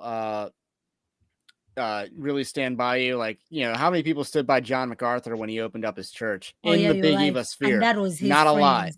Yeah, not a lot of his friends came to his aid there. Yeah, and now he's, I guess, platforming some of them still, which is odd. But I digress. And Kanye West, same type of mentality, or not mentality, but same type of outcome where he went out on a limb, did a position that was willfully unpopular in his camp. And it really started with the MAGA stuff. If he had opened up with Jews control the media, I don't think people would hate him as much. But because he Yeah. went political first, The or MAGA because he hat. went was MAGA already- hat He was already on people's list. I and mean, ran a stupid campaign for president. Yeah. And then that White Lives Matter t-shirt is what just sealed the deal for him. no, just no. It was the picture. It was posing next to Candace Owens that did that. If he had done that on his No, own, that's a but- different story. You think so? Also, Yes. was that was like killing was- one bed with It was because it was bad because she was in the picture. Okay, so you have Candace. She makes it worse because of who Okay. Candace Owens Well, is. is. So I think them two can just start their own. No, it's too bad. Like she's already married, and Has I a don't know what kid. his situation is. I think it's Who, good to say Kanye? Candace is married, I Candace- think. Kanye. Yeah, she's married. I don't know. Like, yeah, I call this Kanye West Christianity in the title, not because I believe that Kanye West has a profession of faith that's super credible, because I don't really think that. But I don't because either. Kanye West represents, Ben Shapiro represents a lot of the people in Big Eva who are holding on to dispensational ideas of Israel and who don't want to have accountability for their actions during COVID. There's no repentance in what Ben Shapiro, or even remorse, which is different than repentance. There's no remorse for his actions during COVID and the stances he took. Kanye represents the people that are trying to shatter the Overton window and question a lot of the notions of and our acceptance of Zionism and putting Jewish people on a pedestal because we feel guilty about a massacre that we did not commit. So there's a distinction, and these two camps or comparisons are at odds, especially when these two characters clash. Because from what I understand, Ben Shapiro has talked a lot about Kanye, unsurprisingly. Well, Yeah, looking to change the I think- problem that led. I think part of the reason he doesn't have a whole lot of people coming to his support is you have to make out what he's even saying and interpret him in order to actually defend him. Okay, but what about when Ice Cube post? I fear they don't want they guilty by association. They figured if they start supporting him, they will also get canceled. Yeah, but at the same time, you don't always know what he's even saying. Yeah, it means Hey, you know who did stand up for Kanye West? Who did? Another crazy figure. Bryson Gray? No, Antonio Brown. And And correct me if I'm wrong, but Antonio Brown's the guy who was letting out the eel in the pool in Dubai. Yes, that's him. That's him. Okay. That's him. Okay. I It's didn't not want to gonna- confuse my athletes here because that could be accused of racism. No, that is him. But That I'm is pretty him. sure that was him. But his support doesn't mean nothing. It doesn't mean nothing. I'm No, telling it- you, like It means he a needs little like bit a more, big, but- like a, like if Jay-Z was stand by him, it'll make a difference.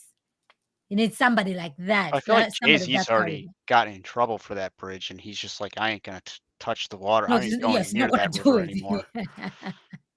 And I think that's why a lot of like Jay-Z and Ice Cube, because they already kind of went in that. They've already touched the water, and They're they not don't want doing the it. heat. So apparently, even Kim and the sister issued statement like condemning anti-Semitism and stuff. So his because I don't know how Armenians and feel about and Israel in he general, returned but Vasquez, and Vasquez dropped him. I don't know who all these characters are, to be honest. I Vasquez, know Johnny Antonio Depp's Brown. lawyer. Camille. Vasquez. Oh, are Johnny you talking Depp. about the lawyer? Yeah. Johnny Yeah. Depp's lawyer? Yes. Yeah, but she dropped him. It was just Did like, she? no, you. Yeah, She he dropped. did. I didn't know that they were affiliated. Yeah, he had retained her as a lawyer. Oh, that's pretty cool. Mhm. Until she dropped him.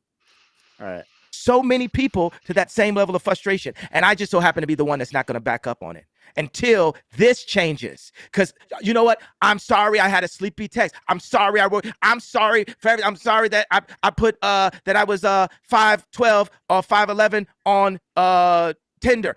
Okay, my cock is not 14 inches. I lied. Okay, it's only 13. Yeah. So I'm sorry, What? right? So the Why he's dropping so many facts today? So what I'm saying is, but where do we get to this? Because even you, as engineering, as intelligent as you are, you, just like everyone else that I saying was colluding, won't let us get to the point of fixing it. Yeah, but I'm not. I think you're more powerful than the media. I'm not saying you need to apologize because of the media. I'm saying everything we've been talking about just because I care for you and I want you to be the best possible man you can be. To me, a definition of a great man, I'm with Martin Luther King on this. You don't talk about Jews or black people. You talk about engineering. You talk about humanity. You solve problems. You identify the problems in the world, and you don't come from a place of resentment. This group did this. Fuck all that.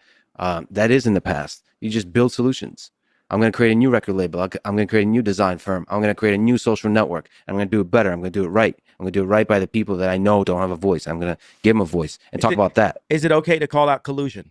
Do people collude in your business under you? Like the engineers that come together and like say they collude against the bosses, right? You know why Bernardo No offered the deal and took it away from me? Collusion. Because I was too powerful with the collective that I had right there. He had to stop that at all costs. They said for whatever reason, this kid, Ye, it has the ability to have all of the Kardashians, Jay-Z and Beyonce, Justin Bieber, Dimna, Virgil, all these people in the same room working towards the same goal. I've been that person since preschool. That's called a leader, right? And right now, what I'm saying is, hey, for the people in business, whatever their background is, whether they turn their cell phones off on Friday or not, there's been some bad business done. There's some bad business practices, and we have to change that because this game is like boxing. More people end up retarded than rich. And I'm saying like beat to a pulp, driven crazy, beat by the media to a pulp. Right now, the media has done everything they could to make me apologize and to make me look crazy. And not one person has done anything to find out why I was frustrated enough to do that tweet. And that's facts. And that's fucked up. Well, I was hoping to. I am finding out. We found out. I mean, but like I want solutions.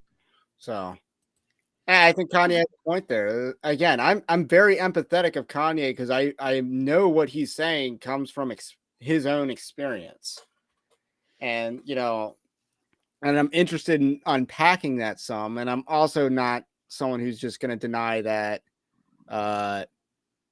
there's an outsized influence of Jewish people in the media, which is called an anti-Semitic trope by the media. Yeah, so like Ben Shapiro stuff. Yeah, so what he's saying, I'm sympathetic to him. I agree with his position. But it comes down to these issues. Almost like, okay, you're on a platform, right? It's in YouTube, it's Google.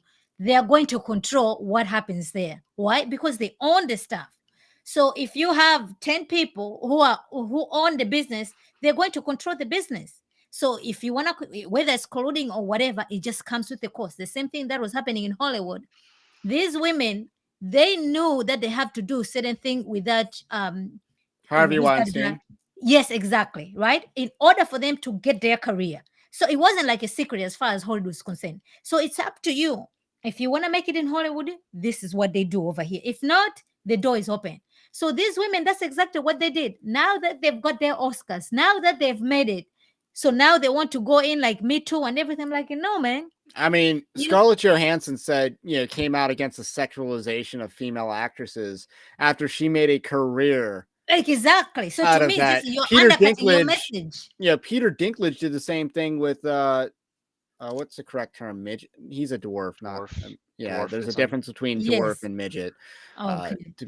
To be clear, but that's not why you came to Evangelical Dark Web to learn that difference. But he came out against using them in movies gratuitously. And again, a lot of people that's how we get our start or our big break in Hollywood. Yeah, so it's up to you. You want to do it. If not, don't do it. But then you can't come back saying XYZ. I don't know. I don't listen much to his Kanye music. You're telling me that he wasn't singing these songs about naked women, this, that, and the third? I couldn't tell you. I know Gold Digger, and that's about it. Okay, so but that's the industry that you're in, right? Like I know that he was a producer listed on Industry Baby. And then he was singing there with the Nas X and everything. So to me, which has a prison butt sex video. Yeah. So you are in the industry that promotes these things.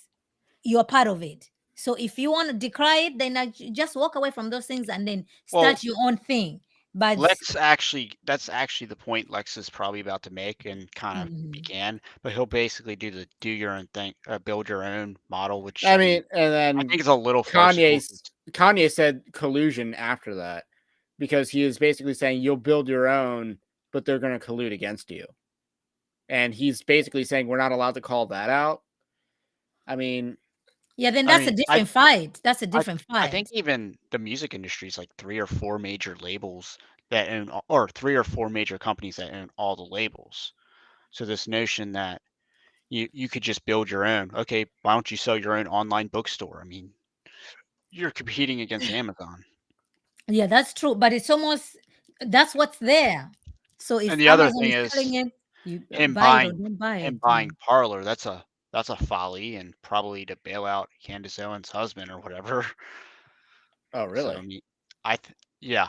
Yeah, the husband owns it. I hear that. So this idea of just build your, I mean, yeah, would I like to see Kanye as like if Kanye's serious about this, should he be producing other artists? Sure. Are these things he should have been doing? Yes. And has his erratic behavior actually prevented him from doing the good that he wants to do? Yes. Yeah, yeah. But I don't think he can just start his own company. That is, and especially now it will be hard. So I agree. It's not just about build your own, but you cannot be telling these people how to run their business. So if they are colluding, it's unfortunate that's what they're doing. But what are you gonna do? You either it's pay to play, right? So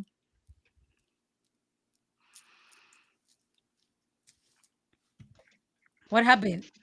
Yeah. Okay. So I'm not sure how many more clips that I want to play because again, a lot of Kanye clips are kind of like Rorschach's, and we have gone pretty long tonight I because know it was 2 hours. this is yeah, but in certain contexts, this is a short live stream. But definitely send us your last questions because we're gonna have conversations that a lot of other places you won't really find many people in Christian circles having this level of conversation because I do think there is a juxtaposition between I mean Andrew Torba I think might represent the best of the Kanye West Christianity side, and I'd imagine like he gets called an anti-Semite a lot, but again this is a guy who I believe was kicked out, but he was in Y Combinator. That is a huge deal. That he was in Y Combinator. If any tech platform that you've heard of was likely, not a guaranteed, but high percentage chance that they were a Y Combinator company. Like Twitch, for instance. I'm just naming an example that comes to mind. But he was a part of that, got kicked out, and he's tried to build his own platform, and then all the obstacles he's had to overcome. And so when he comes out hard saying Christ is king and goes very pro Christian nationalism and against this and hardcore against dispensationalism, there's also experience there that I would imagine that a lot of his experience is something that's too politically incorrect to talk about. So maybe Kanye should go and team up with him. They can go big. He can't because he bought Parler. I think Parler's a dead product, but that's I just thought me. so too. It's just a spam tunnel. Like there's nothing there. There's no interaction unless your name's Dan Bongino, who uses Rumble to promote himself. Yeah. But Rumble could maybe catch on. I think there's a chance. I mean, I did a thing saying Elon Musk should compete with YouTube and take on YouTube's monopoly. That'll be good.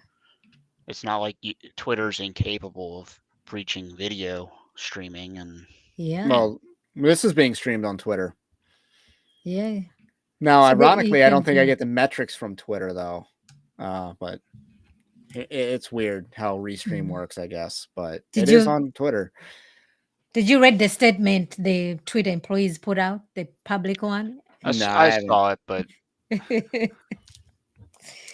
yeah. So much entitlement. Like, no, if you. I mean, I like you the know- bringing a bathroom sink into the Oh yeah. headquarters. Oh Because yeah. you're what, cleaning house or everything in the Let it kitchen sink sink? in. Yeah. I don't know. Like, yeah. But sink in. So Okay. I don't know whether it was sinking or like, throwing it out with the sink. I don't know. But hopefully he won't be intimidated by that. So what Musk might have to worry about is other big tech colluding against him, which just as they did with Parler, they might try to do with Twitter, but who But knows? I think he can start. He can do it on his own. I mean, he No, has I don't. I business. think the leverage of other big tech companies has fallen. Like, look at Facebook in their earnings report was pathetic. It was like 40% of their expectations or something like that. Well, I mean, that's because of the recession destroying the ad. I mean, obviously Facebook had some holes in the Titanic, but Well, they're trying to reinvent themselves with the metaverse, but their concept of the metaverse is terrible. If the metaverse ever happens, it won't be because of Facebook. Is all I'm trying to say. I know people push back on me because I'm hating on the metaverse as a concept, but Facebook's not going to be the people that bring that about. They can change their name, but it's not going to change the fact that they're a company that's best days are behind it. Facebook. And then YouTube is obviously the biggest. Instagram. Yeah, I mean, YouTube is killing it. And then Facebook also. Oh, YouTube Instagram, also which had a is poor earnings report because of the recession, which Oh, we might not. Maybe they shouldn't kick off live streamers. Just and then they would have more super chats and stuff. Yeah, I guess maybe this will not be good because of recession and stuff. Later on, we'll be able to see. Did you hear that the GDP went up 2.6%, which is more than likely unadjusted for inflation? Which I take more that than likely because of inflation. Yes, I was going to say because of inflation, the GDP went up, and the GDP went up at least 8%, but because of inflation, or because the actual GDP is declining heavily, inflation pushed it to a 2.6% increase as opposed to a negative. And it probably also made the previous quarters look a lot better than they were as well. So, but we don't get real GDP, or that's not the most widely available statistic is real GDP. I thought they're citing it as real GDP, not nominal. I thought all GDP is measured nominally, but again, this is economics. If they post it as negative, it'll crush the markets. So, they don't want that. Oh, they already did that twice, and the market ain't crushed. So, well, anyway, if you've been listening this long and you haven't hit the like button, what are you doing? And also subscribe to help a channel out. But now, if you really like the Evangelical Dark Web, you can support us at evangelicaldarkweb.org/join. It is a Patreon-like system. So there's more behind the wall content at evangelicaldarkweb.org, but there's articles every day that are not behind a paywall. This isn't a magazine website. But anyway, this weekend especially, I'll probably have more stuff behind a paywall because I'm going to be out of town. So I'm going to just put some polls up just to snapshot my audience. I'll let you know about my trip because I'll be seeing people like John Harris and Nady Robles and such. Oh, you're going to the yes. Okay, that's nice. You have a good time. That's cool. Yes.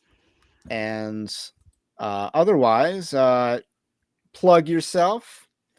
All right. No, I enjoy being here. Thanks. Wow, we still have people in the chats, the faithful soldiers of the Evangelical Dark Web.